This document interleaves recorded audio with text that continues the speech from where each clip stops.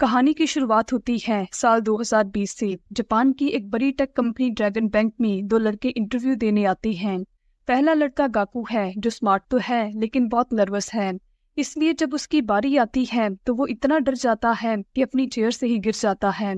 बेचारा गाकू अपने आंसर्स देते समय हकला रहा था। कंप्यूटर के बारे में जो उसे इतनी नॉलेज थी वो चिंता के सागर में कहीं खो गई थी। फिर बारी आती है दूसरे लड़के हारू की, जो इंटरव्यू रूम में फुल कॉन्फिडेंस से एक मूवी स्टार की तरह एंट्री लेता है। वो सभी क्वेश्चंस के आंसर्स बिना डरे हुए बहुत ही क्रिज्मेटिक वे से देता है, जिसे देख ड्रैगन बैंक की सीईओ प्रिंसेस कीरी इम्प्रेस हो जाती है। हारू का खुद पर ऐसा विश्वास देख इंटरव्यू पैनल भी दंग रह जाता है। उसे देख ऐसा लग रहा था कि उस समय हारू के पैरों के नीचे सारी दुनिया है। किस्मत का भी अपना एक अलग अंदाज है लोगों को आपस में मिलवाने का। जब गाकू वेंडिंग मशीन से ड्रिंक खरीद रहा होता है तभी उसका एक नोट हवा में उड़ जाता है, जिसे हारू एक सुपर हीरो की तरह आकर पकड़ लेता है और फिर वो एक दूसरे को पहचान लेते हैं। लंच करते टाइम वो एक दूसरे को अपनी लाइफ के बारे में बताते हैं। हारू कहता है कि उसने बहुत बड़ी और सक्सेसफुल कंपनीज के इंटरव्यूज क्लियर किए हैं। वहीं गाकू कहता है कि आज तक वो एक भी इंटरव्यू क्लियर नहीं कर पाया। उसका सपना है कि वो ड्रैगन बैंक का इंजीनियर बने, लेकिन ये पहली बार नहीं था कि उनके रास्ते एक दूसरे से मिले हों। आइए समय में पीछे चलते हैं। बात 2016 की है, जब वो दोनों सेम हाई स्कूल में थे। एक रात गाकू को कुछ लड़के परेशान कर रहे होते हैं। तभी वहां हारू आता है और उनसे लड़ता है, पर उनकी फाइट सीसीटीवी कैमरे में रिकॉर्ड हो जाती है।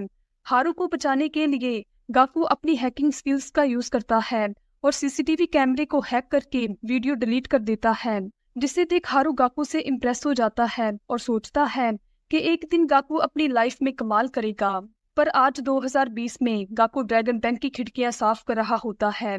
फिर हारू वहां आता है और उसे बताता है कि उसने ड्रैगन बैंक की जॉब ऑफर को ठुकरा दिया है, क्योंकि उन्होंने गाकू जैसे इंटेलिजेंट बंदे को इंटरव्यू में फेल कर दिया था। अपनी आंखों में बड़े बड़े ख्वाब लिए हारू गाकू के आगे एक प्रपोजल रखता है, जिसमें वो दोनों मिलकर अपनी एक खुद की कंपनी स्टार्ट करेंगे जिसका नाम होगा ट्रिलियन गेम, जो फ्यूचर में इतनी बड़ी हो जाएगी कि वो ड्रैगन बैंक को भी खरीद लेंगे। हारू गाकू को कहता है कि एक दिन वो बहुत अमीर हो जाएंगे।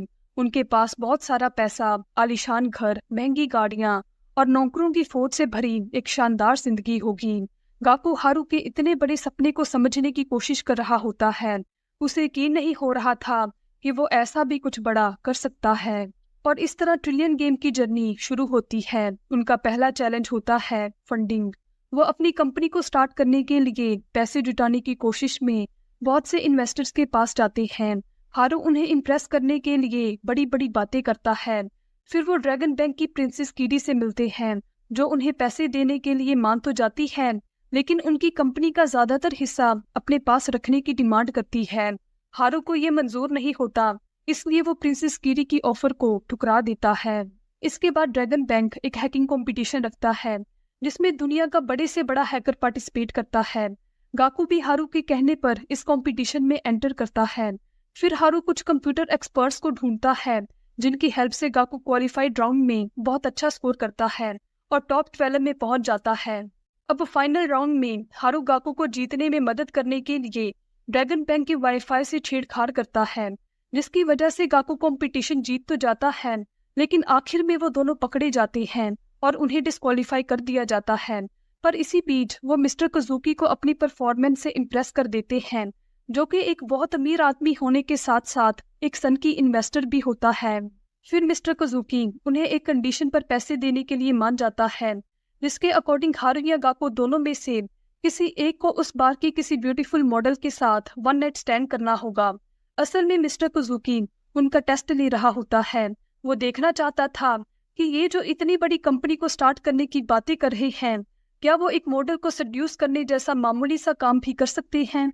मिस्टर कज़ुकी की इस कंडीशन को फिर हारू उस बार की टॉप मॉडल के साथ सोकर पूरा करता है, जिसके बाद उन्हें अपनी कंपनी के लिए फंडिंग मिल जाती है।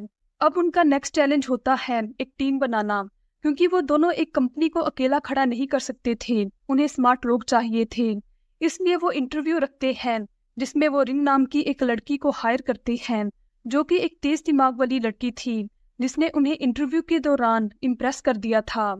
टीम के बाद अब उनका नेक्स्ट चैलेंज एक बिजनेस आइडिया को सिलेक्ट करना था जो कि ट्रिलियन गेम को एक नई ऊंचाइयों पर ले जाएगा। काफी देर सोचने के बाद वो एक ऑनलाइन स्टोर को ओपन करने का फैसला करते हैं जिसमें कस्टमर्स को गिफ्ट सजेस्ट करने के लिए एआई का यूज किया जाएगा। लेकिन रियलिटी में अभी उनके पास कोई एआई नहीं है, इसलिए रिन एआई बनकर कस्टमर्स को गिफ्ट सजेस्ट करने लगती है। क्योंकि गिफ्ट में ज्यादातर लोग फ्लावर्स देना और लेना पसंद करते हैं, तो इसे देखते हुए वो अपने कस्टमर्स को ओकेजन्स के अकॉर्डिंग डिफरेंट फ्लावर ऑनलाइन बेचने के बारे में सोचते हैं।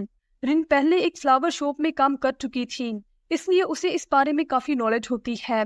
फिर वो एक फ्लावर कंपनी की ओनर सुजुकी से मिलते हैं और उससे पार्टनरशिप करके काम करना स्टार्ट कर देते हैं। अपने बिजनेस की सेल को बढ़ाने के लिए हारू एक बोल्ड स्टेप लेते हुए एक फैंसी क्लब में होस्ट बन जाता है, जहां पर अमीर लड़कियां अपने फेवरेट होस्ट को महंगे तोहफे जैसे फ्लावर्स दिया करती हैं। फिर हारू उस क्लब के नंबर 1 होस्ट ऋतु को एक कंटेस्ट के लिए चैलेंज करता है, जिसमें जो भी उस रात सबसे ज्यादा सेल करेगा वो जीत जाएगा। फिर उसी रात ड्रैगन बैंक की प्रिंसेस कीरी उस क्लब में आती है। हारू और ऋतु उसे एंटरटेन करते हैं, जिसके बाद प्रिंसेस कीरी हारू से इम्प्रेस होकर उसे ये कंटेस्ट जिता देती है। अपने स्टोर के लिए फिर वो एक रियल एआई बनवा लेते हैं, जिससे उनकी सेल और भी ज्यादा बढ़ने लग जाती है। उनकी कंपनी अपने पहले बड़े लक्ष्य तक पहुंच चुकी होती है। जब ऐसा लग रहा था कि ट्रिलियन गेम के लिए चीजें बेहतर हो रही हैं, तभी उन्हें एक बड़ा झटका लगता है। ड्रैगन बैंक उनके बिजनेस मॉडल को चोरी कर लेता है, जिसकी एडवर्टाइजमेंट जोरों शोरों से हर न्यूज चैनल कर रहा होता है। असल में ये काम ड्रैगन बैंक के प्रेसिडेंट और प्रिंसेस कीरी के डैड मिस्टर कुजुमा का होता है, जिसके बारे में जब प्रिंसेस कीरी को पता लगता है तो वो अपने डैड से बहुत नाराज होती है, क्योंकि वो किसी के बिजनेस मॉडल, किसी की मेहनत को ऐसे चुराने के सख्त खिलाफ होती है। अपनी मेहनत को ऐसे मिट्टी होता देख वो सभी काफी दुखी हो जाते हैं, लेकिन हारू फिर भी हार नहीं मानता और एक नए बिजनेस प्लान को सोचना शुरू कर देता है। फिर हारू फैसला करता है कि वो वीडियो गेम इंडस्ट्री में एंटर करेंगे, जिसके लिए वो एक स्ट्रगलिंग गेम डेवलपर की टीम से मुलाकात करके उन्हें एक शानदार ऑफिस और बेटर वर्किंग कंडीशन देने का प्रॉमिस करते हैं। यहाँ गाकू को गेम पर होने वाले खर्चे की चिंता होती है, पर हारू का कॉन्फिडेंस देख वो बेफिक्र हो जाता है। फिर इन्वेस्टर्स को आकर्षित करने के लिए हारू एक बहुत बड़ी गेम डेवलपमेंट अनाउंसमेंट पार्टी रखता है, जिसमें वो बहुत बड़े बड़े इन्वेस्टर्स को बुलाता है। फिर हारू एक एक्टर को हायर करता है जो ड्रैगन बैंक का फेमस गेम डेवलपर बनकर पार्टी में आता है और उनकी कंपनी में एक बहुत बड़ी रकम इन्वेस्ट करने का नाटक करता है। उसे देखकर वहां पर जितने भी इन्वेस्टर्स होते हैं वो भी ट्रिलियन गेम में इन्वेस्ट करने के लिए रेडी हो जाते हैं, जिसके बाद उनकी कंपनी को गेम बनाने के लिए 2 बिलियन येन की इन्वेस्टमेंट मिल जाती है।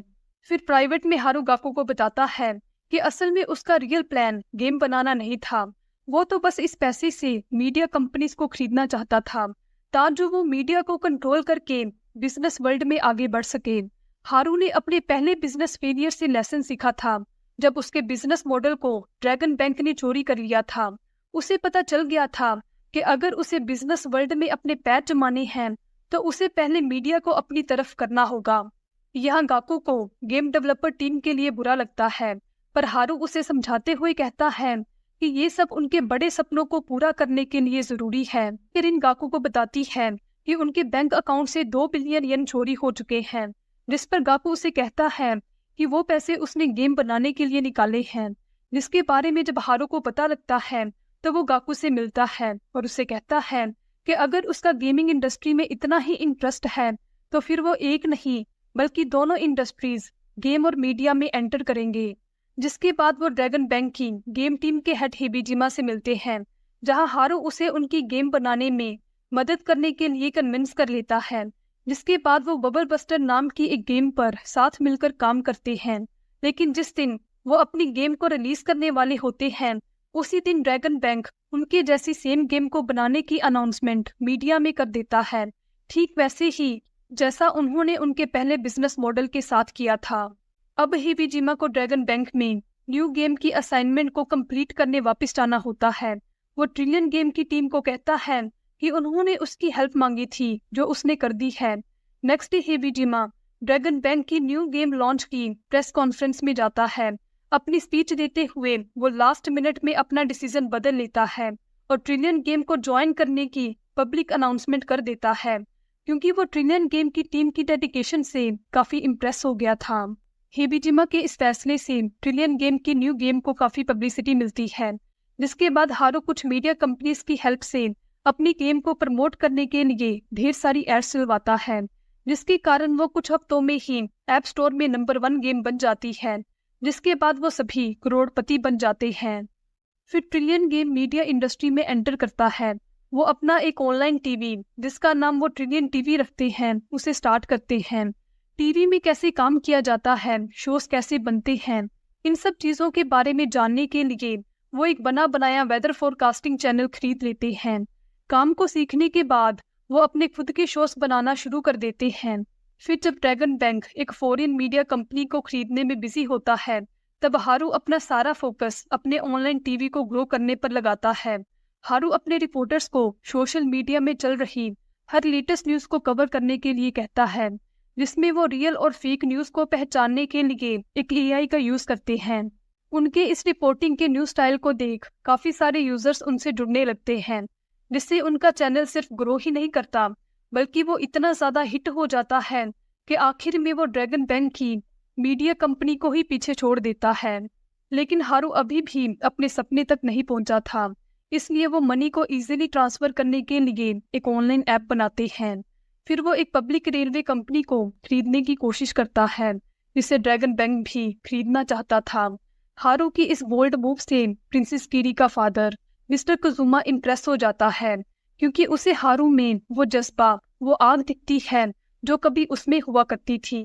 फिर मिस्टर कुजुमा हारू से मिलता है और उसे कहता है कि वो उसकी कंपनी ट्रिलियन गेम को 70 बिलियन येन में खरीदने के लिए तैयार है, पर इसके बदले में उसे उसकी बेटी प्रिंसेस कीरी से शादी करनी होगी।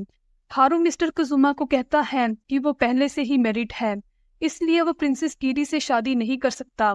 और रही बात ट्रिलियन गेम को बेचने की, तो वो खुद उसकी कंपनी ड्रैगन बैंक को खरीदना चाहता है, जिसे मिस्टर कुजुमा एक मजाक समझकर हंसने लग जाता है। लेकिन उसे नहीं पता कि हारू जो सोचता है वो करता भी है। फिर हारू गाकू को बताता है कि वो मैरिड नहीं है। उसने झूठ इसलिए बोला था क्योंकि वो शादी से मना करके प्रिंसेस कीरी को शर्मिंदा नहीं करना चाहता था। जब ऐसा लग रहा था कि ट्रिलियन गेम को रोका नहीं जा सकता, तभी उसके सर्वर्स हैक हो जाते हैं और उनकी गेम डिवीजन, मीडिया डिवीजन और बिजनेस डिवीजन के सभी यूजर्स का डेटा ऑनलाइन लीक हो जाता है, जिससे प्रिंसेस कीरी के डैड मिस्टर कुजुमा ने करवाया होता है, क्योंकि वो चाहता था कि हारू ट्रिलियन गेम को बचाने के लिए उसके पास आकर मदद की गुहार लगाए। फिर प्रेस कॉन्फ्रेंस में रिन इस इंसिडेंट की फुल रिस्पॉन्सिबिलिटी लेकर अपने यूजर से पब्लिकली आकर माफ़ी मांगती है और अपनी पोस्ट से रिजाइन कर देती है, जिसके बाद हारू मिस्टर कुजुमा से मिलता है और अपनी हार को कबूल करके उसकी ऑफर को एक्सेप्ट कर प्रिंसेस कीरी से शादी करने के लिए मान जाता है। साथ ही वो ट्रिलियन गेम को बेचने के लिए भी रेडी हो जाता है। गाकू को हारू का ये डिसीजन अच्छा नहीं लगता। उसे यकीन नहीं हो रहा था कि हारू इतनी जल्दी हार मान लेगा, लेकिन गाकू को नहीं पता था कि हारू कुछ और ही सोचकर बैठा है। हारू ड्रैगन बैंक की सीक्रेट इन्फॉर्मेशन को ढूंढने के लिए ड्रैगन बैंक का बोर्ड मेंबर बन जाता है और धीरे धीरे मिस्टर कुजुमा का विश्वास भी जीत लेता है। फिर एक रात वो गाकू से मिलने आता है और उसे अपने प्लान के बारे में बताता है। अब गाकू की हेल्प से वो मिस्टर कुजुमा के ऑफिस कंप्यूटर को हैक करके उसके सभी इलीगल कामों की सीक्रेट इन्फॉर्मेशन निकाल उसे ऑनलाइन पब्लिक करके एक्सपोज कर देता है। मिस्टर कुजुमा इसे छुपाने की कोशिश करता है और न्यूज़ को ऑनलाइन प्लेटफॉर्म से डिलीट करवा देता है। अगले दिन बोर्ड मीटिंग रखी जाती है, जिसमें मिस्टर कुजुमा अपने ऑफिस में लगे एक सीक्रेट कैमरे की वीडियो को प्ले करता है, जिसके जरिए वो हारू और गाकू दोनों को एक्सपोज कर देता है। लेकिन हारू उसे 4 कदम आगे निकलता है। वो सीक्रेटली ड्रैगन बैंक के बहुत सारे शेयर्स को खरीद चुका होता है और बाकी शेयर होल्डर्स को भी उसे अपने शेयर्स बेचने के लिए कन्विंस कर लेता है। अब ड्रैगन बैंक का सीईओ बनने के लिए हारू को 6% शेयर चाहिए थे, जिसके बाद उसके पास 51% शेयर हो जाएंगे, जिससे वो ड्रैगन बैंक को इजीली टेक ओवर कर सकता है।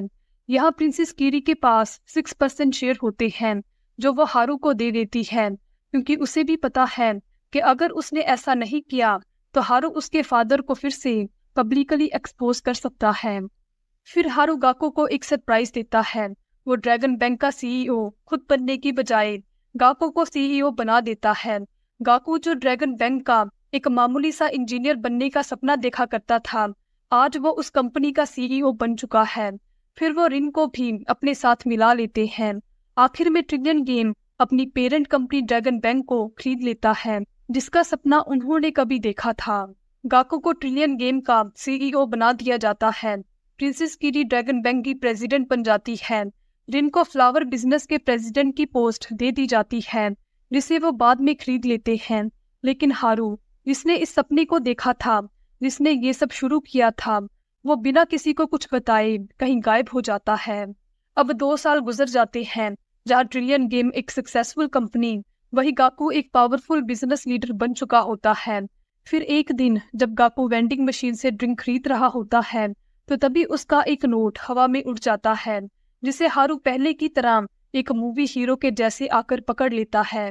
हारू और गाकू, जिन्होंने एक सपना देखा जापान की एक बड़ी कंपनी ड्रैगन बैंक को खरीदने का, जो बाद में उसके मालिक भी बने, उनका ये फर्श से अर्श तक का सफर हमें ये बताता है कि दुनिया में अगर आप बड़े सपने देखने की हिम्मत रखते हैं और उन सपनों को सच करने के लिए कड़ी मेहनत करते हैं, तो सब कुछ संभव है, हर चीज पॉसिबल है। हारू के लिए सक्सेस का मतलब केवल ढेर सारा पैसा कमाना या अपने कॉम्पिटिटर्स को हराने के बारे में नहीं था। वो जिंदगी में हमेशा कुछ सीखते रहना, ग्रो करना चाहता था। मूवी के एंड में हारू गाकू को अपनी लैम्बोर्गिनी में बिठाकर हार्बर ले जाता है, एक नए सपने, एक नए ड्रीम को पूरा करने के लिए। हारू गाकू को बताता है कि अब उसका अगला सपना हार्बर इंडस्ट्री में एंटर करने का है। मतलब ट्रिलियन गेम का सफर अभी खत्म नहीं हुआ, वो तो बस अभी शुरू हुआ है।